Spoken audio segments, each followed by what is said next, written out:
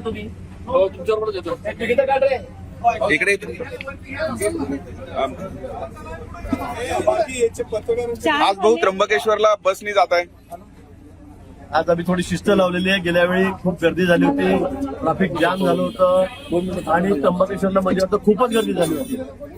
तसे तसे पोलिसांनी सगळी व्यवस्था बघितली आणि या वेळेला मात्र मिटिंग घेऊन बैठक घेऊन जिल्हाधिकारी स्वतः आहेत, एसपी साहेब या ठिकाणी आहेत आणि आम्ही सर्वांनी ठरवलं की गाड्या पुढे जाऊ द्यायच्या नाही.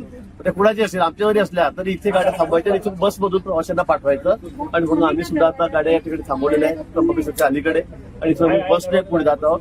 ब्रह्मगिरीला आमचा कार्यक्रम आहे, मोठा वृक्षारोपणाचा कार्यक्रम आहे, अतिशय मोठा कार्यक्रम या ठिकाणी आहे. माननीय राजेंद्र सिंगजी या ठिकाणी आलेले आहेत आणि म्हणून आम्ही आता बसने तिकडे निघालेलो आहोत. येस भाऊ, ओके.